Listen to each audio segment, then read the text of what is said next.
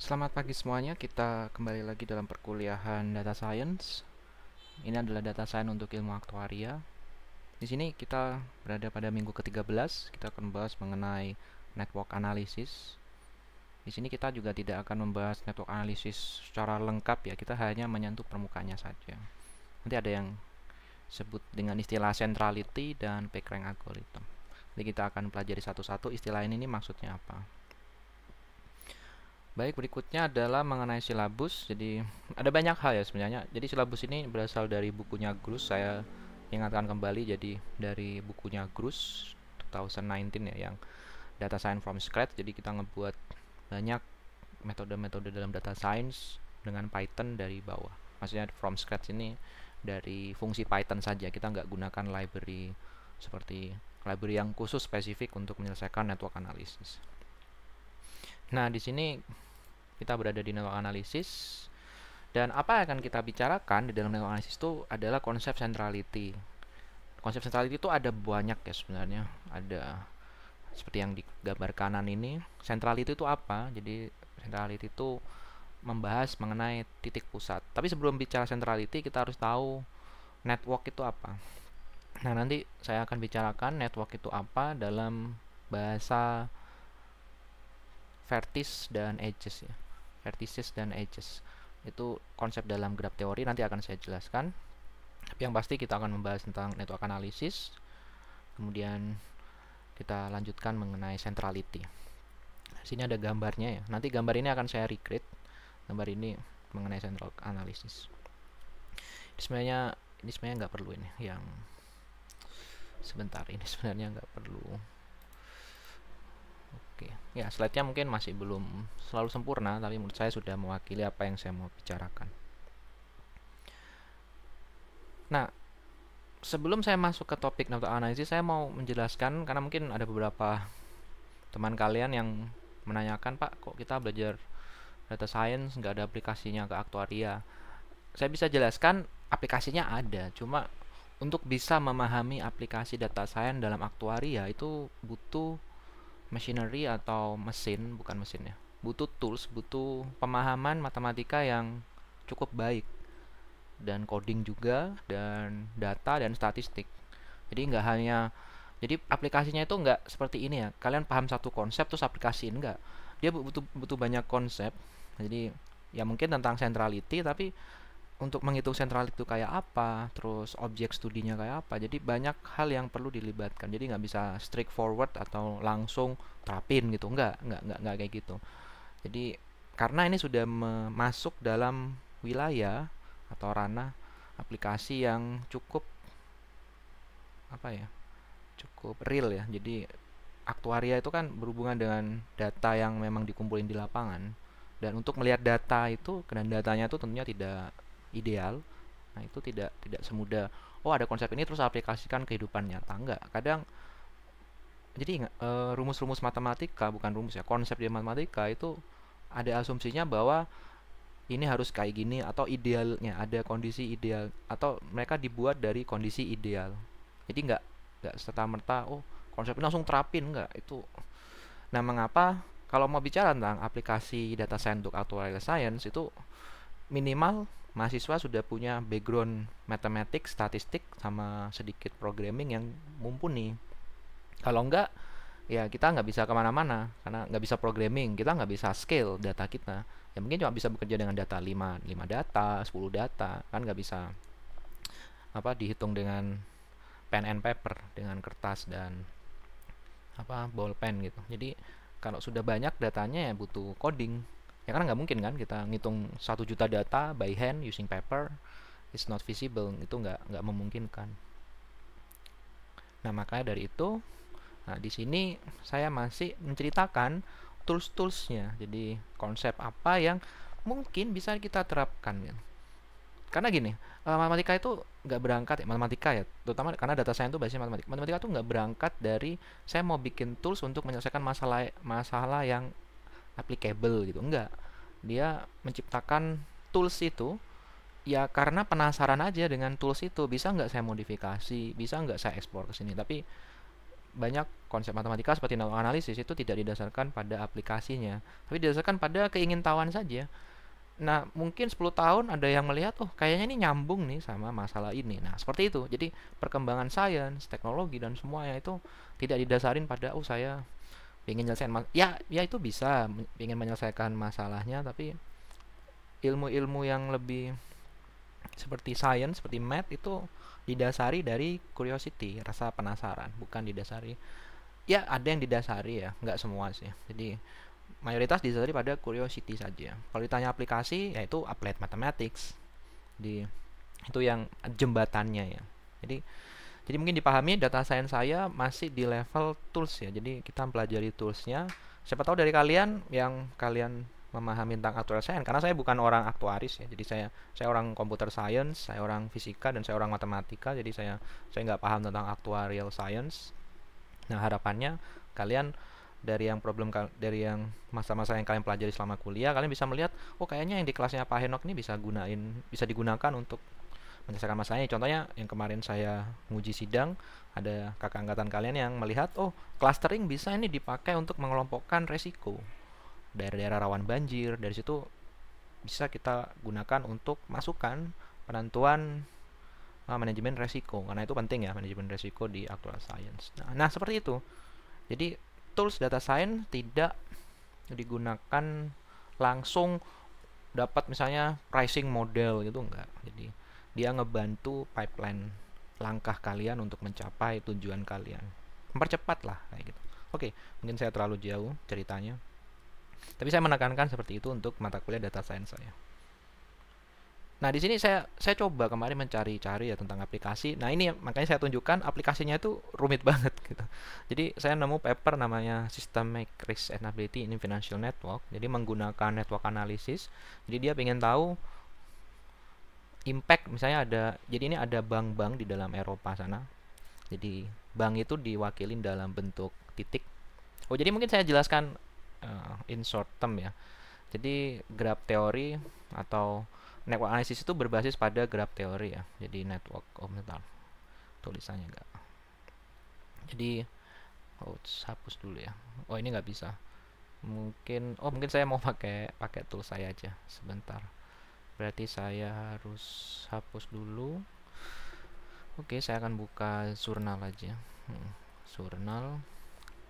Salah. Journal tadi. Journal. Nah, di sini jadi mungkin saya akan jelaskan. Kelihatan nggak hitam? Oh, kurang besar. Harusnya kelihatan. Oke, nggak apa. Nah, network analysis itu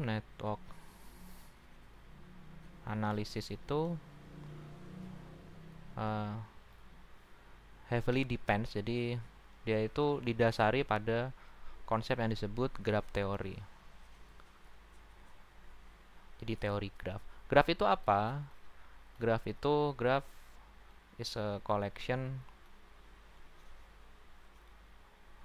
of nodes and edges. Jadi kumpulan collection of nodes and edges. Ya, mungkin ada definisi yang lebih rigorous ya. Maksudnya lebih rigorous ini lebih kuat tuh, jadi lebih rinci, matematis, lebih formal. Nah, tapi di sini saya kumpulan nodes, dan nodes ini biasanya disebut simpul. Bahasa Indonesianya simpul.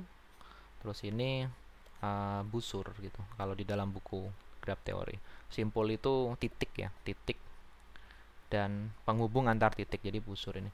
Nah, contoh graph itu apa? Jadi ya kumpulan titik dan penghubungnya. Jadi misalnya saya punya graph ini titik. Jadi mungkin kalian sudah lihat di perkuliahan kedua tentang hubungan antar pertemanan itu. Jadi misalnya titiknya mungkin saya pakai ya nggak apa-apa, pakai warna yang berbeda harusnya. Nah, mungkin seperti ini titiknya. Jadi ini titik yang kita pelajari di pertemuan sebelumnya ya. Nah, terus itu dihubungkan titik-titik ini dengan busur. Ya, sebutannya garis ya. Kenapa dibilang busur? Karena garis itu kan mungkin bisa garis lurus gitu. Jadi garis itu maknanya. Jadi ada yang khusus karena ini busur ini menghubungkan dua titik. Dia bisa lengkung, misalnya dia bisa melengkung. Nah, ini disebut busur. Nah, seperti ini. Jadi penghubung-penghubung antara titik disebut busur. Nah, biasanya ada penamaannya. Penamaannya terserah, misalnya ini disebut edges E1, E2 gitu. Penghubungnya E3, E4, E5, E6, E7, E8, E9 seperti itu. Nah, terus busur apa edges simpulnya itu disebut vertex ya. Misalnya bahasa matematisnya itu vertex, vertices gitu. Jadi jadi banyak istilahnya ya. Jadi kita sebagai apa orang yang belajar kita harus memahami, oh istilah ini ternyata sama gitu. Vertices, node, ada yang nyebutnya point gitu bisa. Nah, misalnya karena disebut vertices, misalnya ini disimbolkan V. Untuk yang titik sudut ini disebut V1. Terserah ya, ini penomorannya bebas, yang penting kalian sudah tandai V5, V6, V7, V8, V9. Nah, jadi ini salah satu graf, dan setiap graf ini susunan ini punya nama ya. Jadi setiap orang sudah mempelajari teori graf ini cukup lama. Ya, mungkin abad 18 kalau nggak salah. Kalau nggak salah saya, mungkin cek lagi. Nah, mereka sudah punya teori yang cukup powerful. Sampai sekarang risetnya masih cukup luas, apalagi ada machine learning. Machine learning itu dibaliknya sebenarnya teori graf kalau kalian mau belajar. Dan kita di sini cuma memahami network.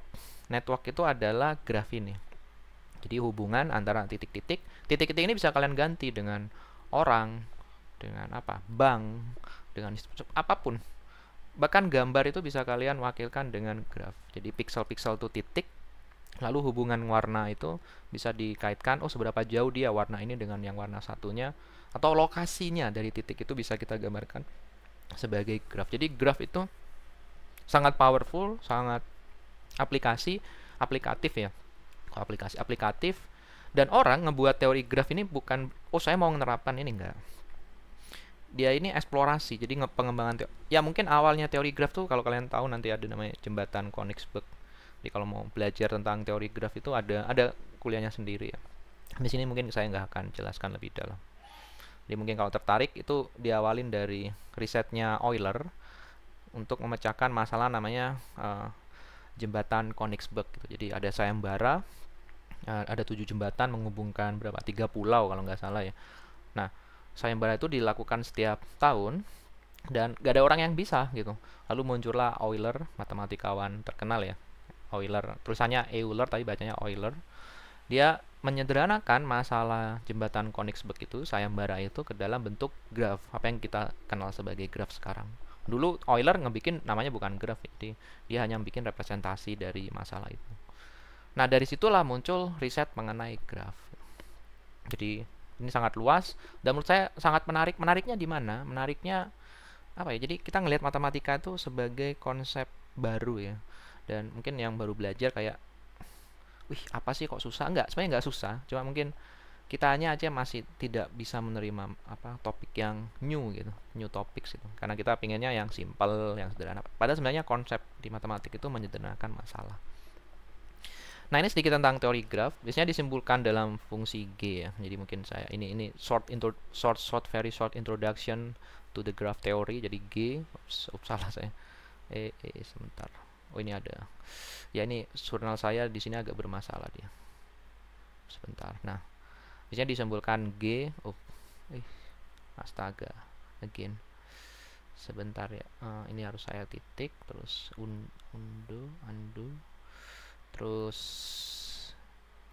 nah itu bisa dituliskan dalam bentuk G sama dengan ya G sama dengan dia kumpulan E dan V gitu. Koma buka kurung E sama V. Nah, E nya itu kumpulan dari E1, E2 dan seterusnya gitu. Terus V itu adalah kumpulan dari V1, V2 dan seterusnya. Nah, seperti itu. Nah, graf ini dinamakan istilahnya network, jadi jaringan. Dan kemudian kita melakukan analisis, jadi menghitung apa yang disebut centrality.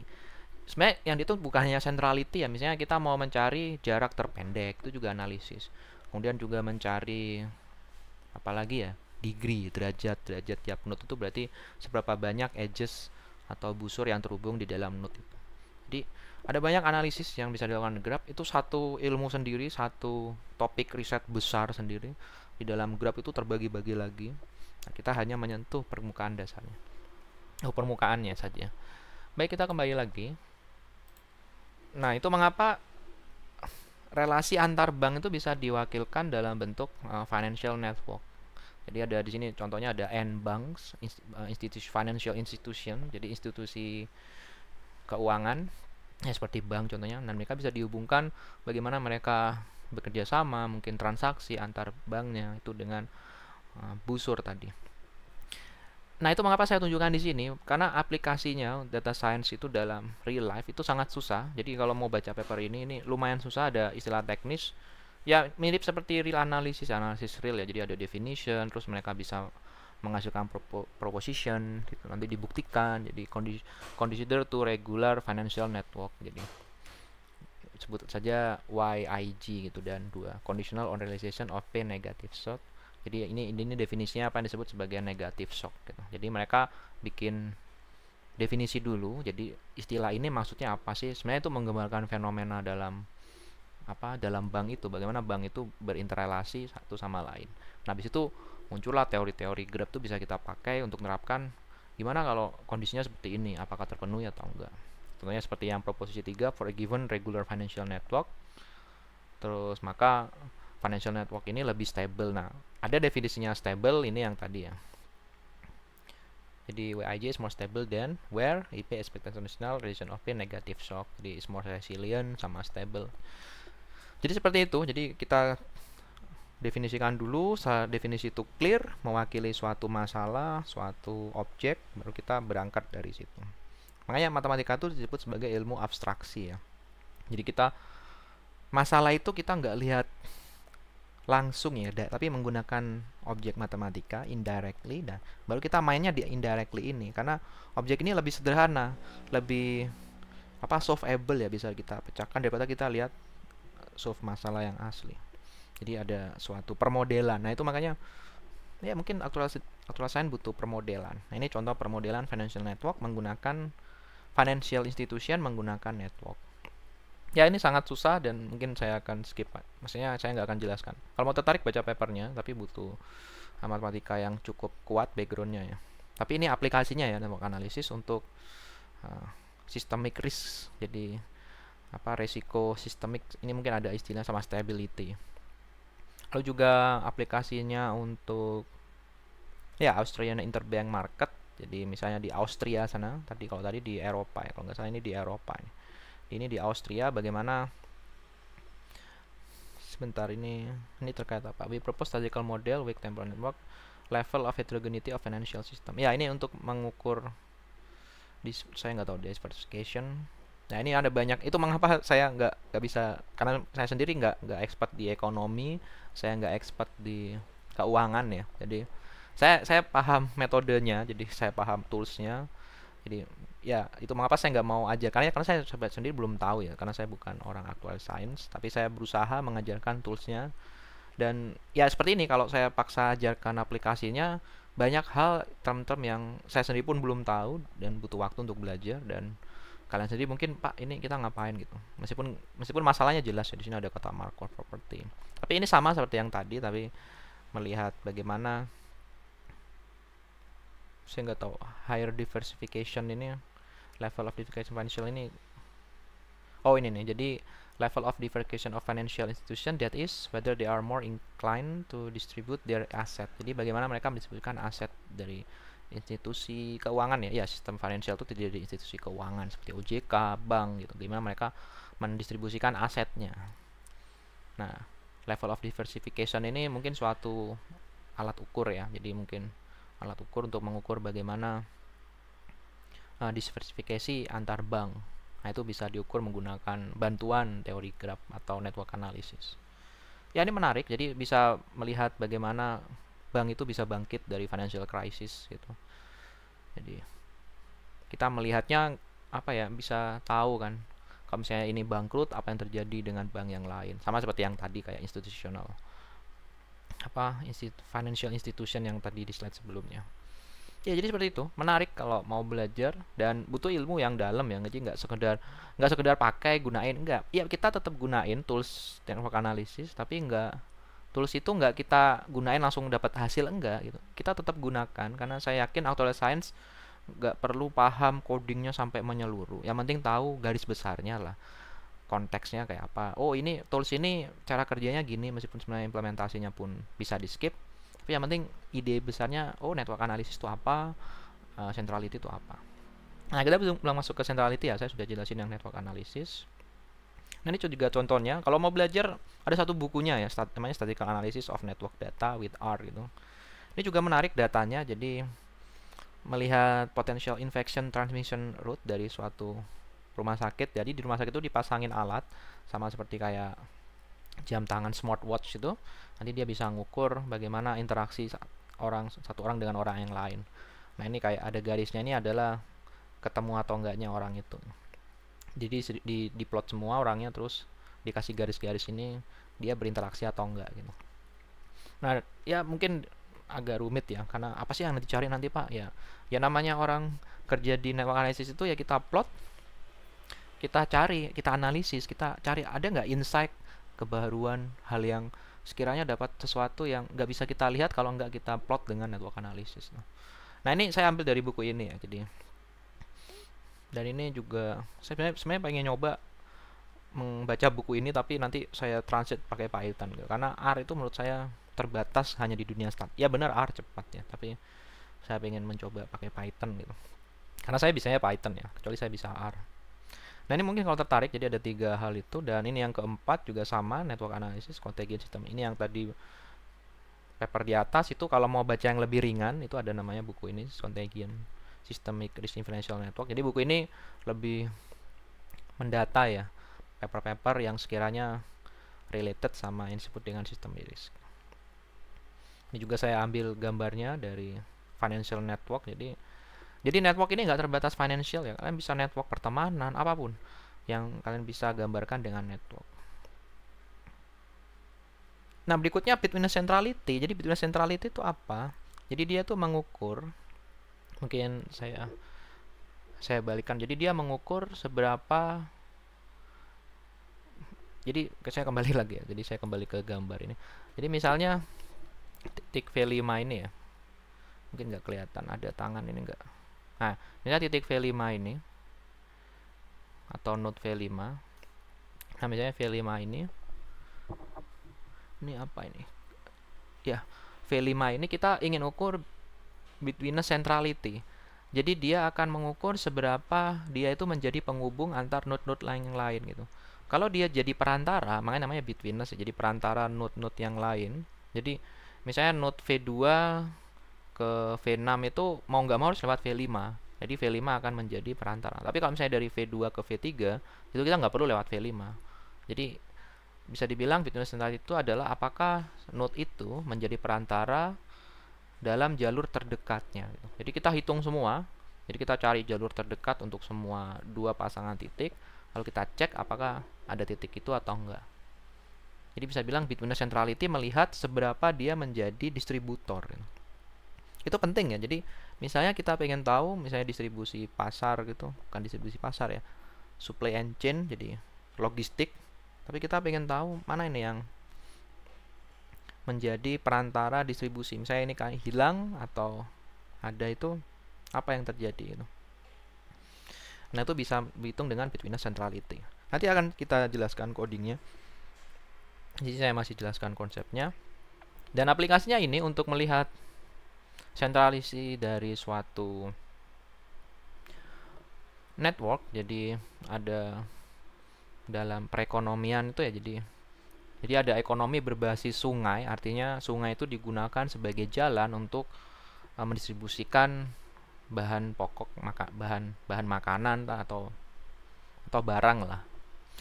Nah, kita lihat di mana titik-titik sentral ini sehingga kita akhirnya bisa bikin market gitu. Jadi pasar yang karena setiap orang pasti melewatinya. Jadi itu penting kalau mungkin di dunia PWK ya, terutama itu. Nah, untuk aktuaria buat apa? Ya mungkin kalian bisa tahu misalnya kalau di jalan Terus kita bisa tahu titik-titik jalan yang, jadi anggap titik node itu ya, node yang di grab tadi, anggap node itu persimpangan jalan gitu, pertigaan, perempatan. Terus jalan-jalan itu adalah edges-nya.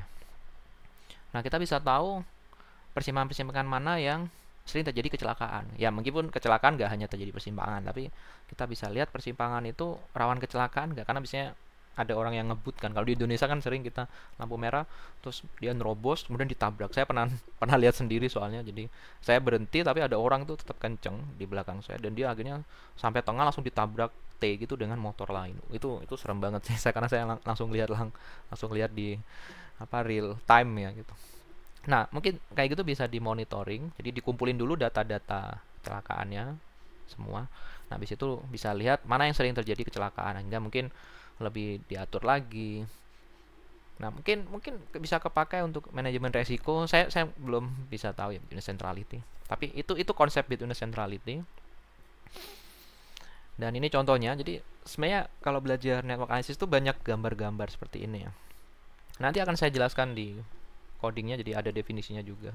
Di sini saya cuma contohkan banyak gambar ya, jadi biar. Lalu ada eigenvector. Jadi eigenvector berbasis pada perhitungan eigenvector. Jadi nanti bentuk graf ini atau network ini kita ubah ke dalam metrik. Nanti akan saya jelaskan. Nah, ini harusnya.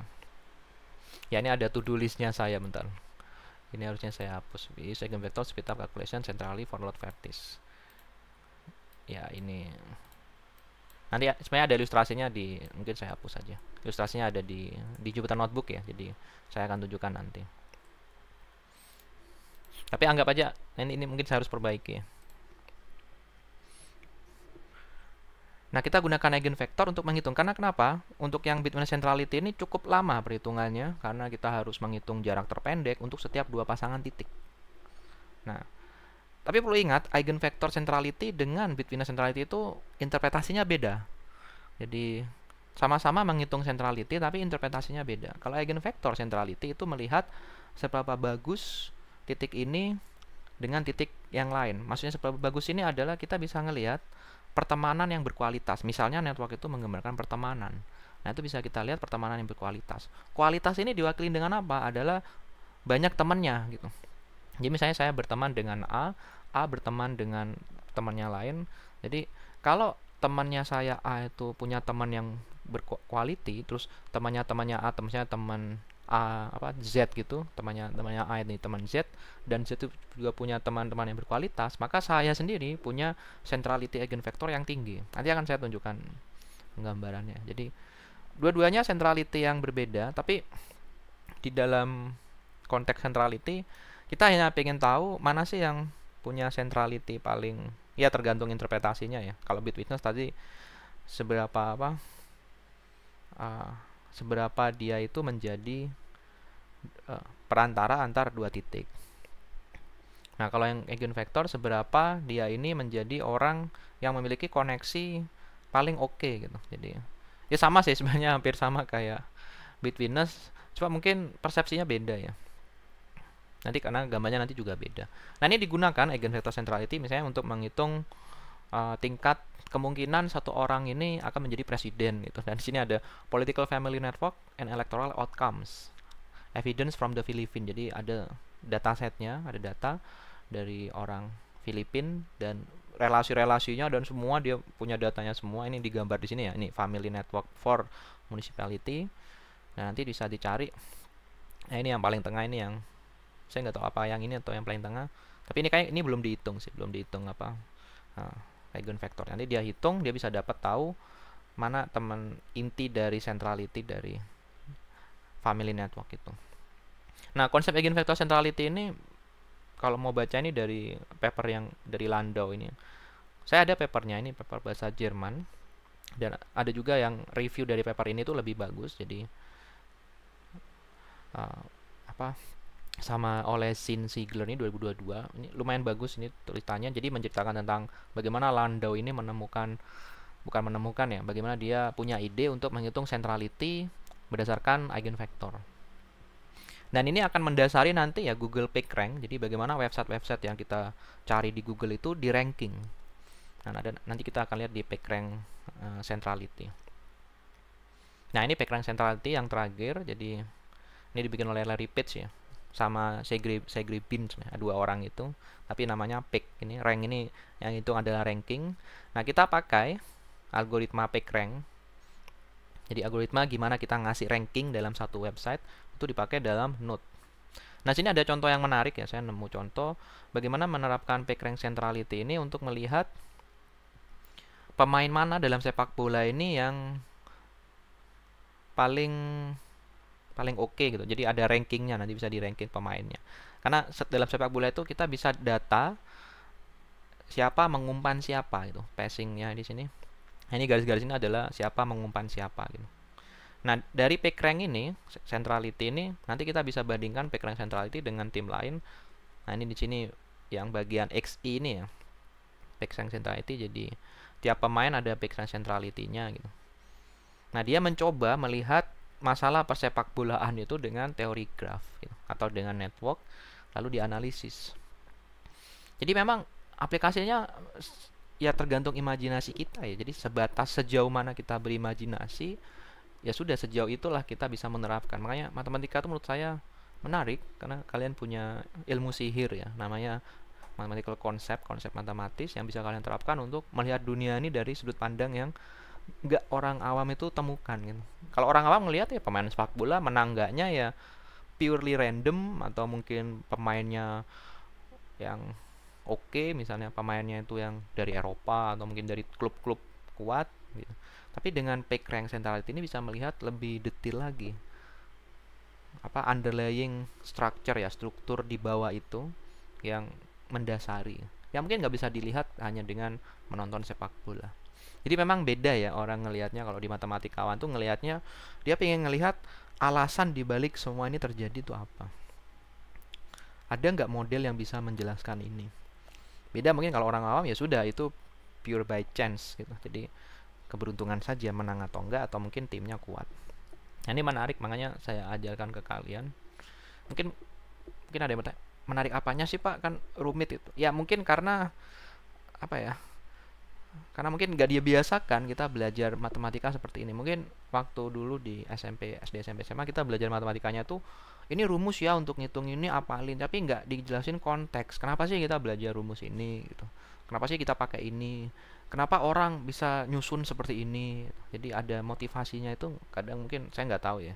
Di SD, SMP, SMA kalian dijelaskan nggak? Kalau di masa saya sekolah nggak dijelaskan. Jadi benar-benar purely remembering facts gitu. Jadi benar-benar apa hafalan saja fakta-fakta rumus, terus latihan soal yang banyak. Ya memang matematika butuh exercise, tapi motivasi itu menurut saya penting karena itu membangkitkan motivasi kita untuk mengerjakan soalnya, untuk explore lebih dalam. Nah, itu yang saya belum dapatkan waktu SD, SMP, SMA. Bahkan S1 pun saya masih banyak ngerjain soal. Baru pas S2, baru pas setelah ini saya ngajar ke kalian itu saya explore sendiri. Nah, itu mungkin menariknya centrality seperti itu ya. Nah, bagian berikutnya adalah demonstration. Nah, di sini nanti saya sudah nggak pakai slide lagi. Nanti kita langsung masuk ke slide. Oh, bukan slide ya. Jupyter Notebook. Nah, ini saya mau ganti keyboard dulu. Nah, oke.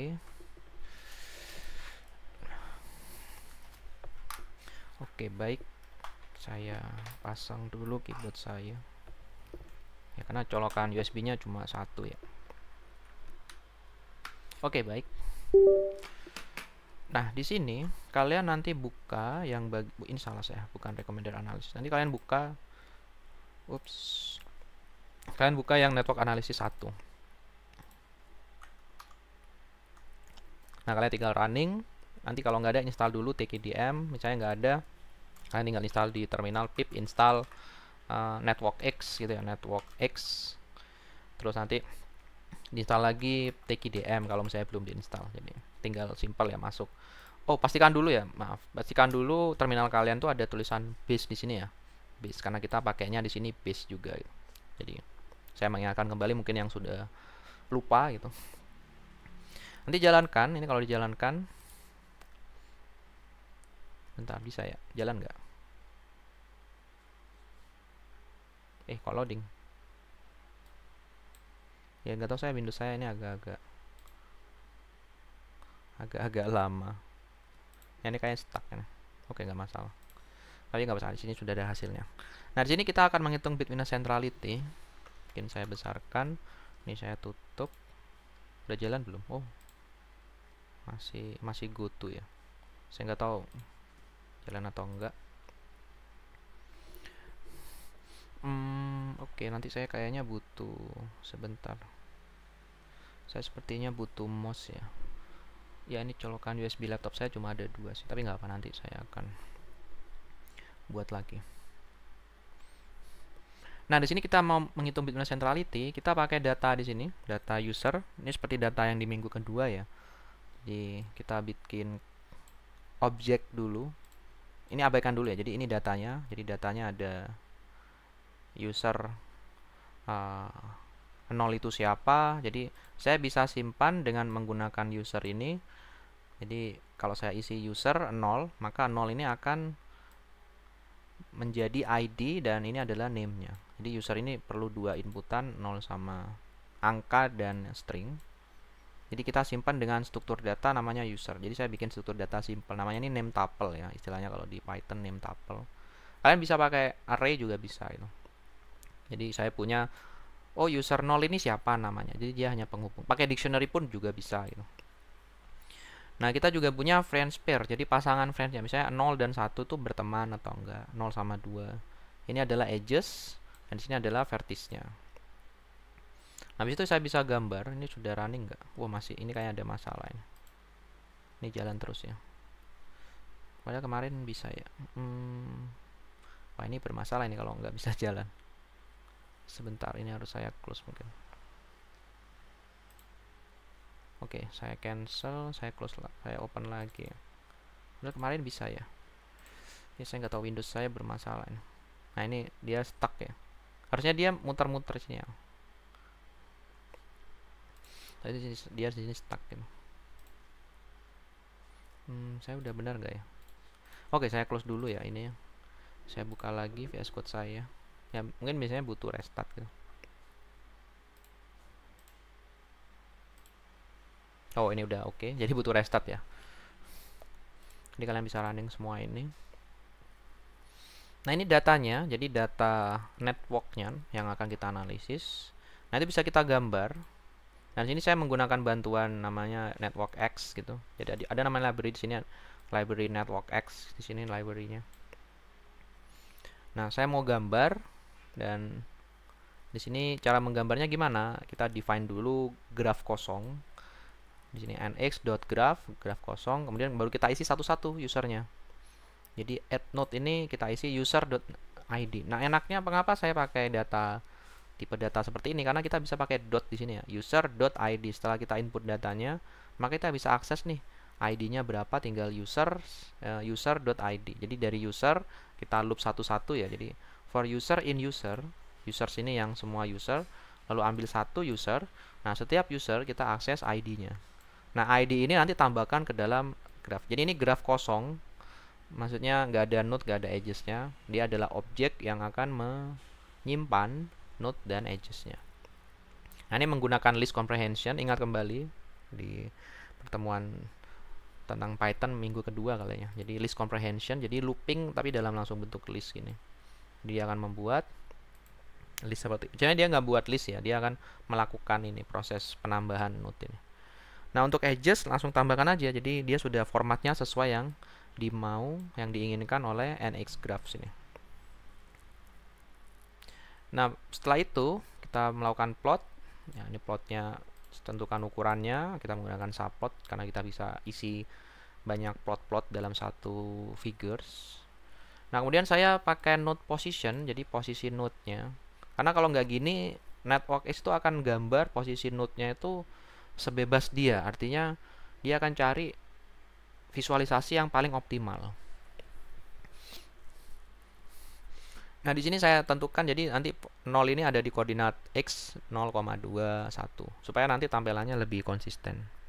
Nah, habis itu setelah posisi masukkan graf G-nya, tinggal panggil nx draw, masukkan grafnya, masukkan node post-nya ini yang sudah di define, labelnya true artinya tiap node itu nanti ada label angkanya. Label angkanya ada di sini. dari node sini ya, maaf, dari user ID ini. Terus font weight ini artinya labelnya ini hurufnya tebal, node color ini warna node-nya, node size ukuran node-nya, edge color ini saya lupa. Ya kayak edge color itu yang ini. Node ya node-nya ini bukan edges ini ya. Node ini dia punya pinggirnya ini punya color kan yang hitam itu. Lalu aksis jadi kita masukkan objek drawing ini ke dalam aksis yang kita buat. So, bisa kita manipulasi. Kemudian ukuran font size ini saya lupa. Ya, font size ini ukuran huruf ini. Nah, habis itu aspek equal, jadi XY itu punya dimensi yang sama, Y limnya 0,6. Jadi ini sebenarnya kita nggak kegambar ya aksisnya ini. Aksisnya tuh nggak kegambar di sini. Sebenarnya ini ada aksisnya gitu. Kalau mau digambar bisa. Di situ ya ini sebenarnya ada title ya. Tapi titlenya saya pisahkan karena ketika saya coba gambar tuh titlenya kecil banget. Nah baik, jadi seperti ini kita dapat networknya. Sederhana, dari 10 orang, pertemanannya digambarkan oleh garis ini. Nah habis itu kita mau hitung bitwitness centrality. Gimana cara ngitungnya? Cukup rumit. Jadi nanti di Jupyter Notebook yang kedua sini, Network Analysis 2, ini kita menggunakan bantuan Network X ya. Jadi dia ada rumus cepatnya. Nah mungkin saya akan jelaskan gimana cara ngitung bitwitness-nya, Pak. Masih ingat konsep bitwitness adalah kita nyari seberapa dia itu menghubungkan dua titik, misalnya kayak 3 adalah penghubung 2 dan 4, seberapa banyak dia menghubungkan dua titik, bukan dirinya, jadi yang lain, dan penghubung ini adalah jarak terpendek. Jadi misalnya 2 dan 1, karena sudah ada penghubung langsung, dia nggak perlu lewat 3, jadi nggak ada kontribusi ke 3. Tapi kalau mau 2 ke 5, pasti lewat 3, jadi 3 punya peran penting sebagai perantara, bitwitness. Seperti itu.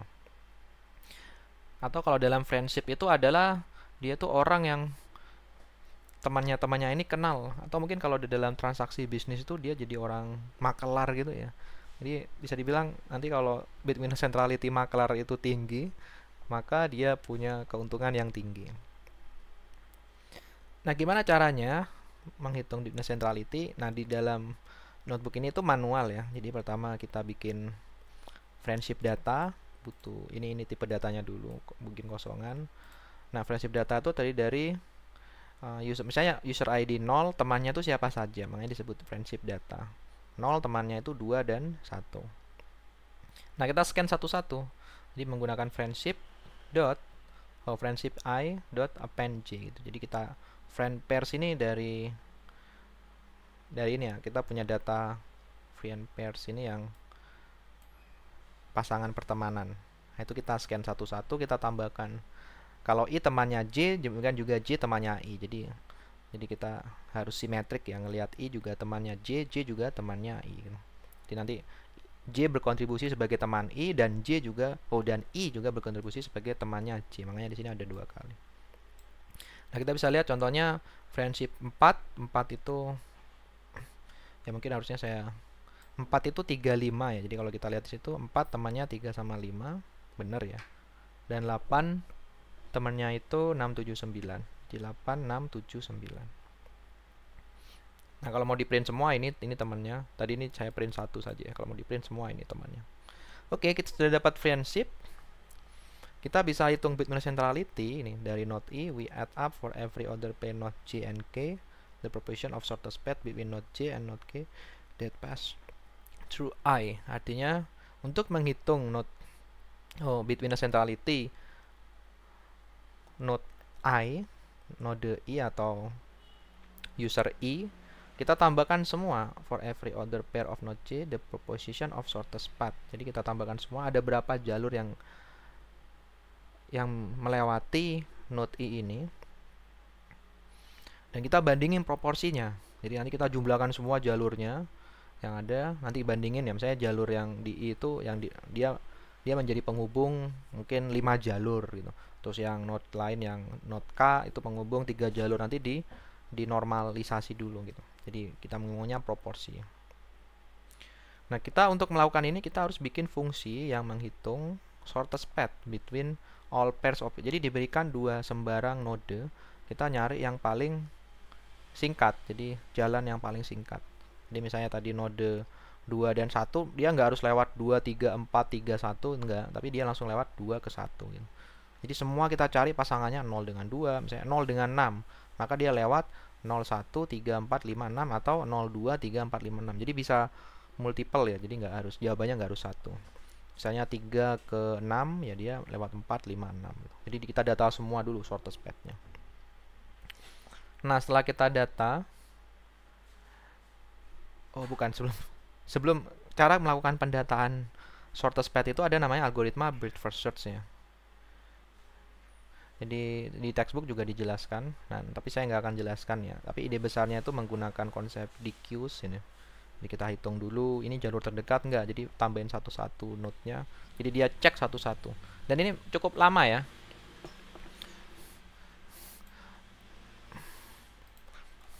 Cukup lama coding, maksudnya algoritma ini. Tapi ini salah satu cara menghitungnya. Mungkin ada algoritma yang lain. Nah, cara ngitungnya nggak apa? Ya apa ya? Saya skip dulu cara ngitungnya karena mungkin tidak terlalu relevan untuk anak IA. Tapi yang penting kalian tahu ide besarnya. Cari dulu shortest path untuk semua 2 titik. Nah, ini ada fungsinya ya, shortest path from. Jadi misalnya saya nanti data. Ya, cukup panjang, jadi saya nggak akan jelaskan ini. Jadi misalnya shortest path from 0 dari friendship. Jadi sebentar. Nah, nanti dapat hasilnya ya. Jadi 0, saya kemarin lupa jelasin yang di kelas itu. Ya, 0 tidak terhubung dengan dirinya sendiri, 0. Sebentar. Ya, ini shortest path untuk apa? Ya, ini untuk 0 ya. 0 dengan 1 itu lewat 1 ya. Ini caranya bacanya 0 tidak terhubung dengan sendirinya, enggak ada. 0 dengan 1 dia lewat 1, 0 dengan 2 lewat 2. Lah 0 ke 3 itu bisa lewat 1, 3, 2, 3. Jadi kalau kita lihat 1, 3, 2, 3, 0 itu ke 3. Atau mungkin ini gambarnya saya copy dulu aja. Oh sebentar, saya ada gambarnya. Ya, saya ada gambarnya. Saya buka Draw.io dulu. Ya, ada gambarnya ya. Oh, nanti aja update-nya. Cancel. Nah, di sini ada network analysis. Nah, salah. Ini yang interpretation. Open. Nah, ini. Nah, di sini ada gambarnya dari networknya ini ya. Jadi mungkin saya bisa kecilin, saya bisa berikan apa? Ilustrasinya lebih cepat kan. Nah, misalnya 0 dan 3 itu terhubung dari 1, 3, 2, 3 seperti itu. Jadi cara bacanya 3.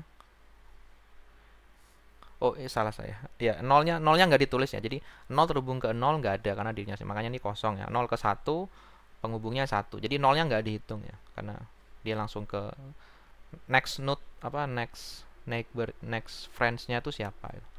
Terus kalau ketiga 0 ke 3 dia lewat 1 dan 3 atau 2 dan 3. Atau misalnya 8. 8 ini ada 1, 3, 4, 5, 6, 8. 1, 3, 4, 5, 6, 8. Atau juga bisa 2, 3, 4, 5, 6, 8. 2, 3, 5, 2, 3, 4, 5, 6, 8. Atau 1, 3, 4, 5, 7, 8. Jadi lewat bawah ada 4 jalur. Nah, seperti itu. Jadi dia data semua dan ini untuk 0.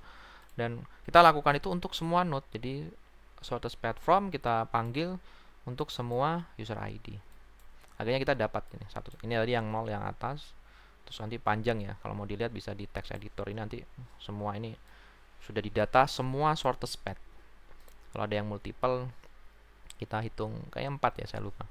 Now finally we ready to compute between centrality. For every pair node ij we know that n shortest path from I. Jadi misalnya ke 0 ke 9 itu ada 4 tadi ya, 0 ke 8 juga ada 4. Jadi kita ini yang disebut sebagai we know the n shortest path from I to j. Then for each those path we just add 1 over n to the centrality of the each node. Jadi kita kasih ini sebagai kontribusi seperempat seperti itu. Makanya di sini ada yang sampai 18 ya. Jadi misalnya tadi mungkin saya misalnya 0 ke 5. 0 ke 5 itu ada 2 jalur ya. Yang paling pendek ya 0 ke 5 itu kalau lihat di sini 0 ke 5 itu ada 2 jalur yang paling pendek 1, 3, 4, 5 dan 2, 3, 4, 5. Nah, karena dua jalur, maka semua yang terhubung oleh 0 dan 5 tadi, yaitu 2, 3, 4 dan 1, 3, 4, akan dikasih bobot nilai yaitu 1/2. Karena ada dua jalur kan, berarti 1,5 setengah, 1/n ya. Jadi misalnya 3 nanti ditambahin setengah, 4 ditambah setengah, 2 ditambah setengah. Bukan duanya ya, jadi diberikan setengah, bobot setengah, setengah semua. Nanti kita cek misalnya 0 ke 3 ada satu jalur, maka ini dikasih bobot 1 karena 1/1. Kalau yang misalnya ke 8 ada 4 jalur nih, maka nanti 3 itu ditambahkan lagi 1/4. Terus seperti itu. Kenapa sih dibagi seper gitu, Pak? Ya tujuannya kita pengen ngelihat proporsinya kan gitu. Jadi kalau makin banyak jalur kan berarti dia dia tuh bukan jalur yang utama gitu loh. Maksudnya ada banyak opsi lah. Makanya bobotnya makin kecil kan. Tapi kalau dia cuma satu-satunya jalur maka bobotnya kan 1, makanya besar kan. Nah, ini cara perhitungannya. Jadi dijumlahin semua. Sort user, target ID ya. Terus gak boleh double count juga, jadi yang dari kanan ke kiri, kiri ke kanan, jadi satu-satu aja gitu. Jadi nggak double count. How many shortest path, jadi yang tadi yang ada 4, ada 2 ke jumlah shortest path-nya. Jadi dibagi kontribusinya terus ditambahin ini, diupdate terus ya. Jadi dapat seperti ini. 0 itu 0 karena dia sebentar, kenapa 0 0 ya? Between a centrality. Ya, karena kita nggak ngitung 2 kali ya, jadi kecuali 2 ini yang pertama. Jadi karena kita ngitungnya dari 0, maka dia nggak dihitung 2 kali.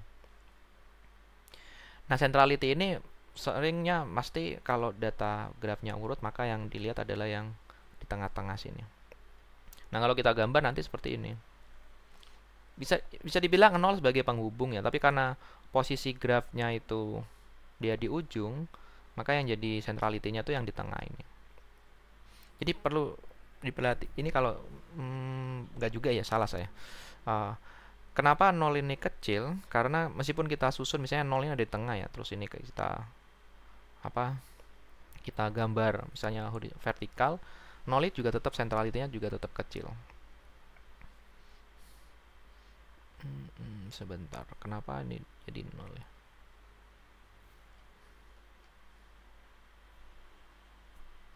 Oke, tapi kita sudah dapat centrality-nya. Karena kenapa 4? Centrality-nya besar karena dia menghubungkan dua grup di sini. Dua grup node. Bagaimanapun cara menggambarnya, dia tetap menjadi centrality. Nah, di sini ada 4 di sini. 9 juga ujung, dia juga hubungan penghubung, makanya 0 ya. Tapi yang menarik yang 0 di sini, meskipun dia sebenarnya ada penghubung 1. Oh, maaf ya. Kenapa dia 0? Dia nggak akan pernah lewat 0 karena 2 ke 1 akan selalu memilih untuk lewat sini ya. Benar. Jadi saya yang salah tadi, saya koreksi lagi. Kenapa 0 ini 0? Karena instead of lewat sini, daripada lewat yang 0 ini, dia akan lewat jalur yang lebih cepat ini. 2 ke 1, makanya nggak ada kontribusinya ini 0. Ngapain saya lewat kota 0 gitu kan, atau saya ketemu sama 0, wong saya sendiri berteman dengan 1 dan 2 gitu. Sama 2 ke 3 langsung kan, jadi nggak perlu lewat 0. Makanya ini kontribusinya 0. Oke. 4 punya peran penting. Kalau terhapus, 2 blok ini akan terputus. Ada betweenness, ada closeness. Closeness mungkin saya skip ya, tapi ide besarnya kebalikan dari, sebenarnya bukan kebalikan sih. Jadi seberapa dia itu, the farness is the sum of the length of its node shortest from the farness. Closeness is 1/farness. The farness is the sum of the length of its node shortest from the length of its node shortest from all other node. Ya, seberapa dia itu dikelilingi oleh node itu. Jadi misalnya 4 itu dikelilingi oleh node-node yang punya juga. Ya, ini juga agak computing shortest path not particle for node is we need to. Oke. Ya, untuk yang closeness, sebentar. The sum of the length of the shortest path, the sum of the length of the path to its other user. Jadi shortest path-nya kita ambil nilainya. Habis itu shortest path-nya ini kita jumlahkan. Habis itu kita tambahkan di sini. Jadi closeness centrality. Ya, closeness centrality mirip seperti betweenness. Konsepnya dia juga menghitung Kalau tadi betweenness perantara, kalau ini closeness seberapa dia close dengan node yang lain. Kalau 9 dia hanya berteman dengan 8, 8 punya 6 sama 7 ya. Tapi 4 punya 3 dan 5 dan 3 dan 5. Tapi ini shortest ya, 4 sih, bentar. Ini ada yang saya keskip kayak. Sebentar. Now we finally ready to compute centrality. Sebentar. Oh, ini yang centrality. Betweenness ya, maaf, ke bawah. The farness is the sum of the length of each node shortest from all the other nodes. Oke, dicari. Jadi misalnya 4 kita cari semua ya, shortest node-nya ke 2, ke 1, ke 0 gitu. Nah, habis itu kita jumlahkan, nanti dibalik 1 per gini, 1 per farness-nya. Terus habis itu dibandingin satu sama lain. Sama seperti 3 ke 2. Nah, kita jumlahkan berapa banyak step dia ke semua node ini. Jadi 4 itu kenapa dia jadi closeness centrality, karena dia itu ke semua. Jadi misalnya kalau saya tinggal anggap titik-titiknya adalah kota ya, atau misalnya ini orang itu, kalau saya jadi orang 4, maka saya tuh bisa reaching out hampir semua teman-teman saya. Daripada saya 8 itu kita harus lewat 4, 3, 2 gitu. Dan 4 ini cukup 2 pertemanan, dia bisa 3 ke 2 itu dia cukup. Atau sebenarnya pakai kota enak ya. Jadi kota 4 ini lebih mudah menjangkau kota-kota yang lain. Kalau pertemanan mungkin lebih mudah mengkontak ya, karena ini temannya ini, jadi nggak perlu sejauh seperti 8 ke 2 itu jauh banget. Makanya kita ngitungnya bukan farness-nya tapi closeness-nya. Jadi 4 ini paling dekat ke semua node, makanya dia paling besar. Dan ini bukan betweenness ya, ini closeness ya. Ini yang saya nggak sebutkan di slide tadi, karena memang mau pakai betweenness sama closeness sama aja. Nah, seperti itu. Nah, perhitungan betweenness itu sangat lama ya. Jadi kita butuh konsep centrality yang lain. Hampir sama ini sini yang tadi saya gambar. Namanya eigenvector centrality, dan ini sangat cepat. Kita bisa pakai algoritma untuk menghitung eigenvector. Tapi akhirnya centrality-nya konsepnya agak berbeda. Jadi kalau yang eigenvector centrality, kita melihat seberapa teman kita itu berkualitas gitu. Ada istilahnya itu saya nemu di tulisannya Sacur 2021 itu few but good gitu. Jadi temannya dikit tapi teman-temannya itu berkualitas, atau temannya itu punya temannya lagi. Atau kita apa? Misalnya saya punya teman 3. Nah, 3 orang teman ini saling berteman gitu. Nah, itu akan membentuk eigenvector centrality yang besar. Jadi benar-benar saling kenal semua gitu loh. Bukan apa ya? Bukan, makanya sebutannya few but good. Jadi temannya dikit tapi saling kenal semua. Jadi kalau dilihat di grafnya ini, itu dia saling berhubung gitu. Nanti kita akan lihat bahwa 0, 1, 2, dan 3 ini memiliki eigenvektor tinggi. Jadi kalau kita lihat nanti, eigenvektornya tuh paling besar karena mereka saling berteman. Beda sama 5, 6, 8, 7, dia nggak saling berteman. Karena untuk ke 8 kita harus lewat 6. Nah, itu seperti itu eigenvector centrality ya. Sebutannya few but good itu. Silakan dibaca di sini kalau tertarik ya. Jadi interpretasinya apa? Eigenvector. Dan kenapa dia dipakai sebagai centrality? Alasannya kita pengen ngeranking, makanya sebutannya few but goods. Dia bisa meranking website-website atau orang-orang yang memiliki pertemanan yang berkualitas gitu. Few but. Jadi temannya ini adalah temannya ini, dan mereka semua ini saling berteman gitu. Atau bisa dibilang mencari grup yang bagus itu ya. Grup pertemanan yang saling mengenal satu sama lain gitu. Jadi nggak sekedar tahu nama saja. Nah, saya sudah gambarkan interpretasinya. Kalau tertarik, ini interpretasinya ya. Jadi 0 berteman dengan 2, 1, dan 2 juga berteman dengan 0. Jadi dipisahkan lagi setiap pertemanannya. Meskipun sudah, ini kan sudah saya sebut Pak, enggak. Jadi saya sebutkan semua, 2 berteman dengan 0, 1, 2, nanti 0 dipisah lagi terus gitu. Nah, nanti kita hitung, kasih bobot 1, 1, 1 gitu. Dijumlahkan, kemudian dinormalisasikan semua untuk, ini cuma satu node ya saya ngitung. Nanti kita buat ini untuk semua node sampai 9. Nah, itu dinormalisasi dapat yang hijau. Hijau ini semua dijumlahkan dapat yang hijau di sini 1,16. Nah, 1,16 ini dinormalisasi untuk semua node yang lain. Di sini saya cuma gambarkan 2 node. Nah, ini kalau dinormalisasi dapatnya 0,397. Terus 397 ini dijumlahkan dengan yang node ini. Jadi kayak saling berkontribusi. Makanya kalau kalian lihat di slide saya, Di slide saya yang ini, betweenness ya, betweenness centrality, sebentar. Oh, eigenvector centrality. Nah, di situ ada referensi disebut Landau on Chess Tournament. Jadi memang mirip seperti turnamen ya. Jadi ini kan gambarnya kayak pertandingan turnamen gitu.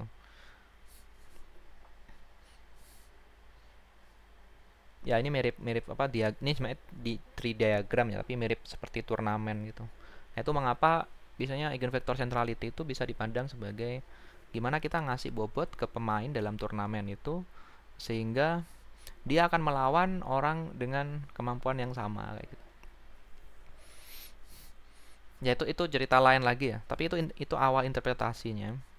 Nah, ini saya dapatkan interpretasinya ya dari ini, saya baca dari Satcho 2021, lalu saya coba eksplorasi karena di Satcho ini nggak ada gambarnya ya, dia mendapatkan penjelasan ini dengan cara perhitungan metriknya. Nah, gimana graf yang tadi menjadi metrik? Nah, saya mau balik lagi ke sini. Graf yang tadi bisa jadi matriks. Jadi caranya sangat simpel. Bentar, saya harus ambil lagi. Sebentar, kayak harus pakai drawpad lagi saya. Oke. Gimana cara mengubahnya? Itu saya gambar dulu node-nya ya. Tapi saya lepas dulu keyboardnya. Oke. Dan saya karena colokan USB-nya hanya satu ya.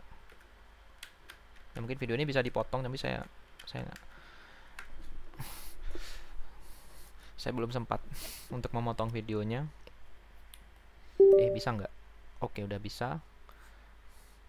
Nah, saya gambar tadi, ya ini grafnya sebenarnya kurang ya. Jadi saya gambar, atau saya copy aja biar cepet ini.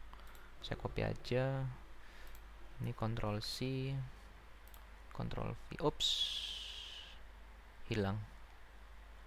Atau mungkin terlalu besar. Ya terlalu besar kayak. Pakai snipping tool aja dulu. Snipping tool. Nah, saya copy. Oke. Lalu saya copy ke sini. Ya, Xjournal Xjournal mana di Windows itu kurang bagus ya. Ya sebenarnya bisa pakai Word. Tapi saya pakai ini. Nah, cara mengubahnya gimana? Kita nanti pakai yang mengubah ini ke dalam matrix. How to represent this graph using a matrix.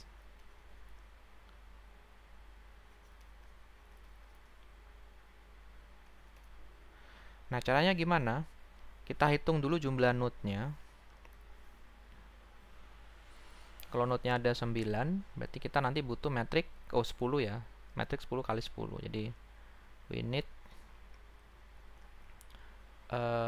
tens times tens matrix.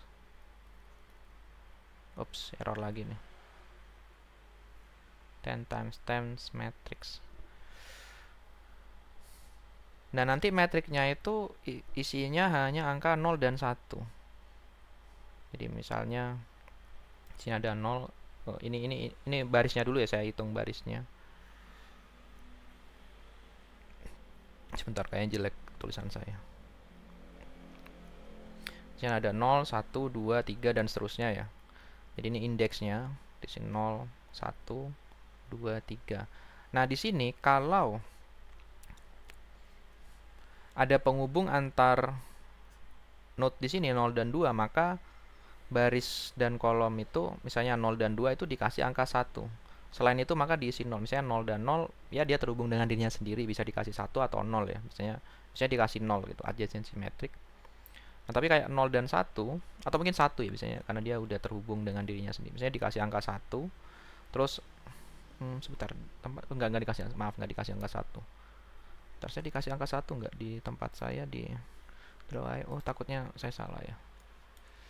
Itu dikasih, ya enggak dikasih angka 1 diagonalnya. Oke. Nah, itu dikasih angka 0 untuk yang dirinya sendiri. 0 dan 1 terhubung, ya terhubung, maka dikasih angka 1. Ya, di sini dikasih angka 1 gitu. Tapi 0 dan 3 nggak terhubung, maka dikasih angka 0. Semua gini kita lakukan untuk semua node. Jadi akhirnya kita punya matriks isinya 0 dan 1. Ini saya lakukan untuk yang node 0 ya. Nanti kita lakukan juga yang 1. Kalau yang 1 itu kita punya node-nya 1 dengan 0 terhubung ya, 1 dengan dirinya sendiri, nggak perlu ditulis 1 dan 2 terhubung, 1 dan 3 terhubung, sisanya 0 semua. Nah, ini kita lakukan semua ya untuk node-nya, dan kita punya di sini metrik yang disebut sebagai, ada namanya adjacency gitu. Jadi adjacent itu apa bahasa Indonesianya ya? Jadi metrik yang ada penghubungnya. Sebenarnya istilahnya arti bahasa Indonesia itu bersebelahan, adjacent. Jadi kalau dia bersebelahan maka dia ada. Tapi dalam konteks network, kalau dia ada penghubungnya, adjacency matrix. Ini sangat terkenal dalam representasi teori graf ya. Di spectral graph teori aja, kalau mau belajar representasi graf menggunakan metrik adjacency ini, nanti kita belajarnya ada topik sendiri namanya spectral graph teori. Spektral itu apa? Spektral itu sebenarnya terkait dengan istilah eigenvalue, eigenvektor itu secara umum dipandang sebagai spektral dari suatu operator metrik. Nah, itu mungkin konsep yang sangat abstrak, tapi kalau tertarik luas banget ya. Jadi ini ilmu ini sangat luas banget dan kita hanya nyentuh tepiannya atau permukaannya. Nah, kita konstruk seperti itu matriksnya, dan then baru kita lakukan perhitungan eigenvalue sama eigenvektor. Sudah seperti itu. Jadi kita punya metrik, kita hitung eigenvektornya. Nah, eigenvektor itu nanti setiap nilai di dalam eigenvektor itu, elemen dari eigenvektor itu adalah eigenvektor centrality. Makanya namanya disebut eigenvektor centrality. Nah, cara menghitungnya gimana? Cara menghitungnya, dan di sini saya ada di draw.io saya. Sebentar, ini kok error ya draw.io saya. Harusnya ini tulisannya Robotomono. Sebentar, ini koneksi internetnya kadang agak bermasalah draw.io saya itu. Mungkin karena belum update.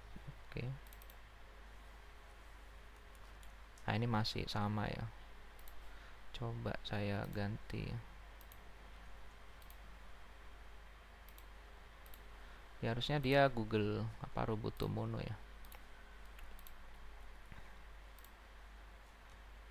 Ya mungkin karena belum update, tapi nggak apa-apa lah. Ya nggak apa-apa.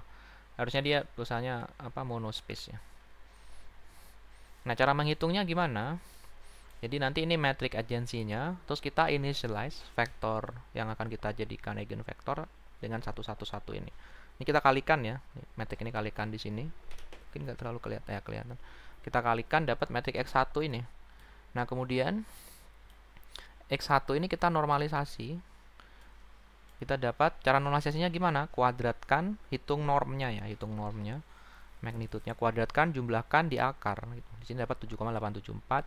Akhirnya dapat yang sudah ternormalisasi. Jadi kalau kita jumlahkan sum of square-nya, kuadrat jumlahannya, lalu di akar, itu nilainya 1.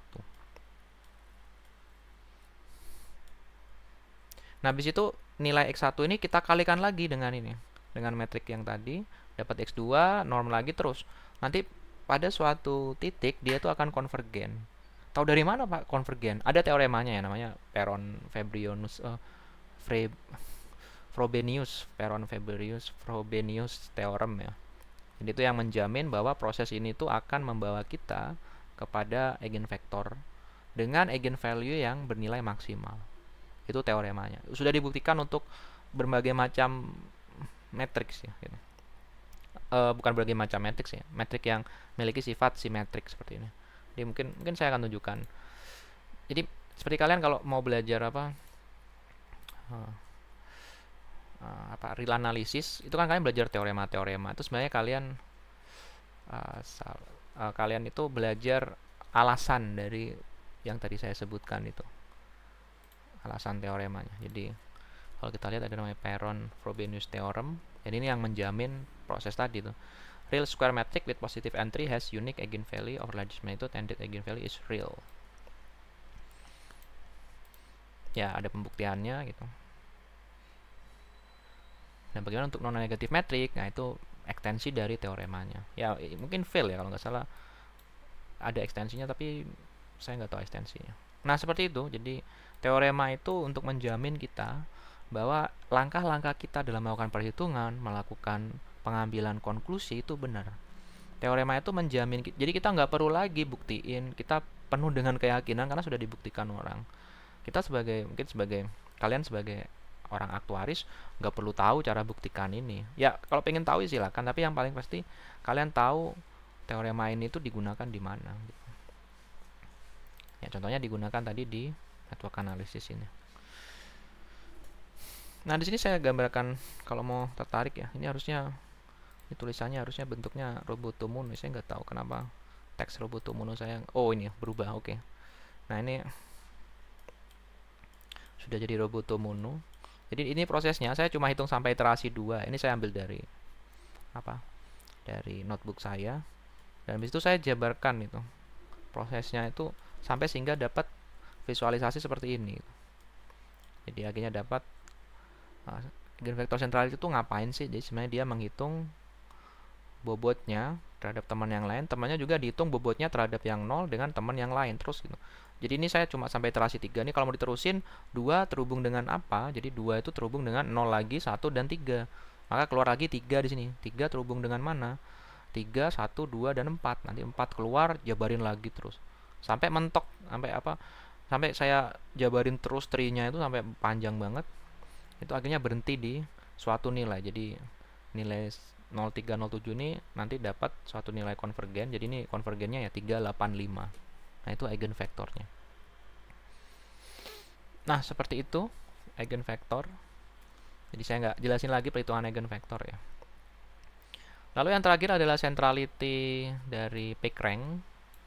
Jadi kalau yang PageRank itu menggunakan algoritma PageRank. Jadi pertama kita kasih, mungkin saya akan, jadi saya lanjutkan ya. Jadi untuk yang PageRank kalian buka notebook yang kedua, jadi network analysis 2 ini kalian buka. Nanti di bawah itu ada rumusnya untuk yang PageRank. Jadi ini rumusnya. Jadi sebenarnya ini ngapain sih Pak? Jadi pertama kita untuk setiap node tuh dikasih bobot 1 bebas ya, 1 atau 2. Kemudian nanti kita lakukan update terhadap bobot itu menggunakan apa yang disebut PageRank algoritma. Sebenarnya PageRank algoritma ini prosesnya hampir mirip dengan eigenvektor. Kalau eigenvektor tadi kan dikalikan ya, habis kita isi 1 1 1, kemudian kalikan dengan metrik adjacency-nya, dapat vektor baru, vektornya dibagi dengan norm, kalikan lagi itu. Nah, kalau yang PageRank ini sama XI di sini. XI di sini kita kasih bobot awal misalnya 1 1 1 semua. Lalu LI ini adalah seberapa banyak dia itu terhubung dengan node yang lain, LJ di sini. Jadi sigma alpha ya. Ups, iya, alpha JI. Ini sebenarnya bukan alpha ya. Sebentar, ini itu harusnya. Seingat saya A ya, sebentar ya. Saya ngambil dari wiki. Sebentar saya cek lagi, takutnya saya memberikan informasi yang salah. Centrality wiki.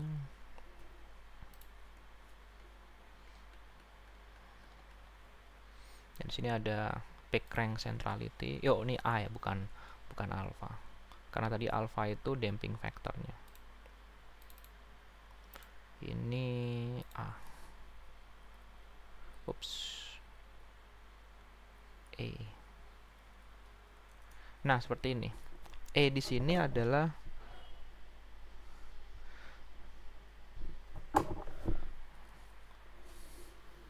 ya number of outbound ya, jumlah dari seberapa banyak dia terhubung dengan, sebentar mana AI, mungkin ada yang penjelasan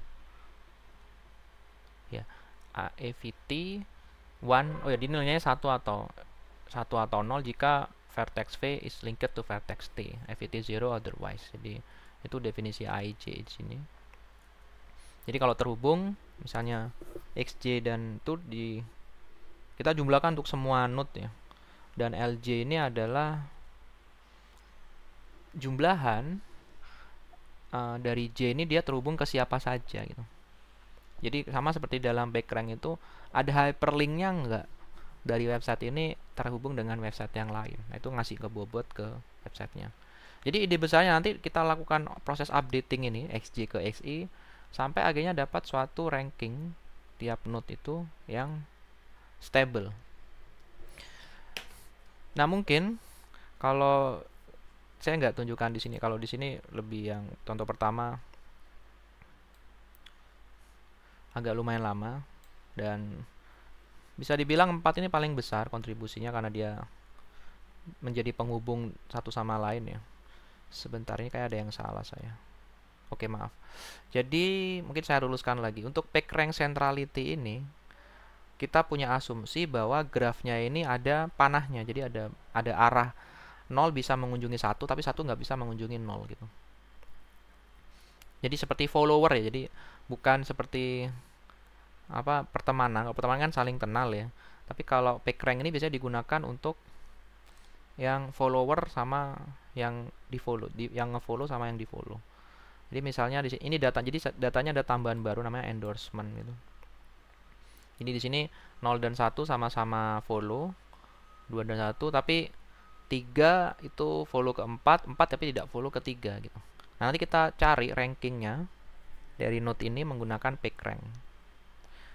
Nah, gimana Pak kalau misalnya kita nggak ada panahnya? Jadi kalau nggak ada panahnya, algoritma ini akan mengasumsikan dua-duanya saling follow.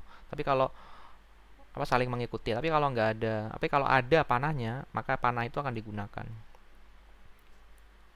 Makanya di sini 4 paling banyak follow ya. Meskipun sebenarnya kalau kita lihat di sini 4 paling sentralitinya paling besar. Yang lain cukup kecil karena mereka saling follow. Makanya dia besar ya. Ini 2, ada kontribusi dari sini. Itu yang dilakukan oleh PageRank algoritma, PageRank centrality. Nah, cara update-nya tadi yang di sini. Cara update-nya. Kalau yang eigenvector tuh cara update-nya menggunakan rumus. Harusnya saya taruh di situ ya. Jadi saya pindah-pindah notebook ini buat pusing sebenarnya. Tapi materinya sudah pusing ya Pak gitu. Jadi silakan bertanya ya. Jadi kalau misalnya di luar kuliah ini pun habis, kalian mau bertanya silakan, tapi pas waktu kuliah jam kerja aja gitu. Jadi silakan bertanya, pengen mendalami ini karena ini menurut saya nggak bisa dipahami satu semester itu karena mata kuliah kalian banyak, jadi harus butuh waktu tersendiri. Jadi ini proses update-nya untuk eigenvector centrality, tapi untuk yang PageRank itu dia menggunakan ini. Saya nggak akan jelaskan rumus ini dari mana. Jadi kita untuk saat ini karena saya mencoba mencari tahu eigenvector centrality itu saya menghabiskan ya lumayan banyak waktu ya sampai saya nemu link ini. Jadi saya coba cari, terus saya menjabarkan tadi yang ilustrasi itu takes time ya. Dan sampai akhirnya saya paham, oh ternyata eigenvector centrality itu melihatnya few but good, jadi pertemanan yang saling berteman sehingga membentuk satu grup yang saling mengenal. Nah, tapi kalau PageRank dia memberikan update ke link-link website gitu atau friendship. Kalau misalnya node-nya tuh friendship, jadi kalau dia follow orang ini, maka dia akan dihitung sebagai kontribusi ke centrality PageRank-nya. Ya, codingnya agak panjang ya. Nah, saya pakai yang ini ya. Nanti kalian buka yang network analysis 2, di situ lebih mudah, simple, dia hanya menggunakan network X. Jadi contohnya seperti ini, saya bisa bangkitkan graph random ya, namanya random geometric graph. Jadi grafnya itu random, terus ada panah-panahnya, ini bukan panah sih, maaf, edges ini yang saling menghubungkan graph. Jadi saya bangkitkan titik ini sembarang ya, titiknya ini menggunakan distribusi uniform. Habis itu dia akan terhubung kalau jarak antar dua titik ini kurang dari berapa, ini ada radiusnya gitu. Itu akan terhubung, kalau enggak dia nggak akan terhubung. Contohnya seperti sini, ini dan sini nggak akan terhubung ya. Nah, itu saya bangkitkan graf ini, kemudian saya hitung centrality-nya. Kalau bitwiners itu saya dapat centrality-nya.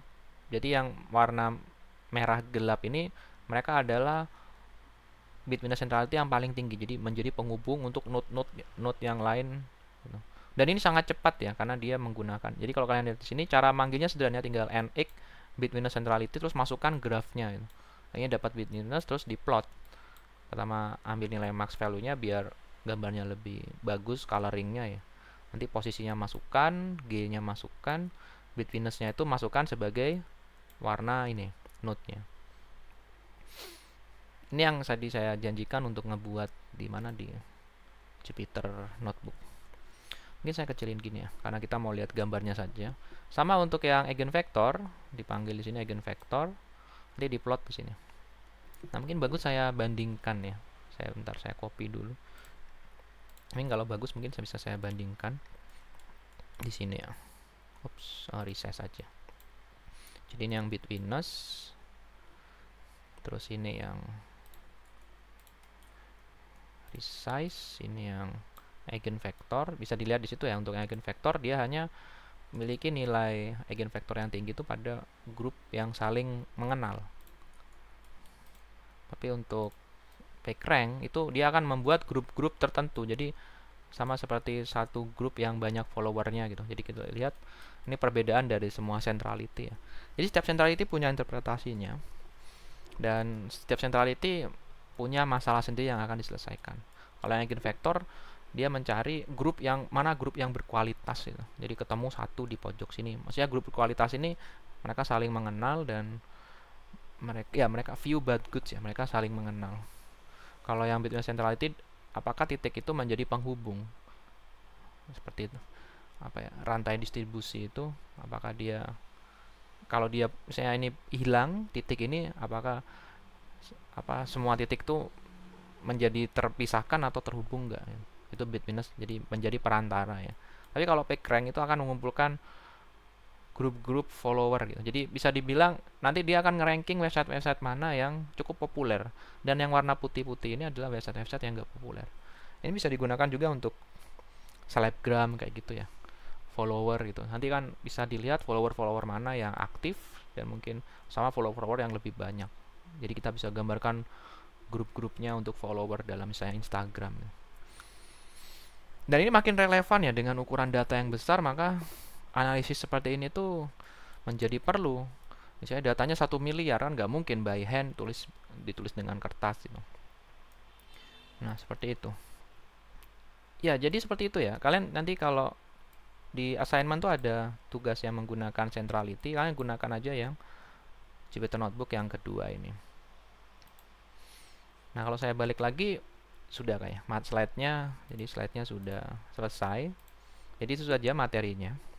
Jadi kalau ada pertanyaan silakan tanya di grup, atau langsung ke saya, atau tanya di YouTube juga bisa. Tapi mungkin saya YouTube jarang saya cek ya, karena YouTube hanya sarana saya upload video saja. Nah berikutnya saya akan upload lagi yang minggu ke-14 dan minggu ke-15. Meskipun saya sudah jelaskan ke kuliah, mungkin ada yang belum masuk, dan bisa kalian gunakan untuk mengerjakan assignment. Ya jadi sekian dari minggu ke-13 ya. Semoga bermanfaat, dan kita akan lanjutkan lagi di minggu ke-14.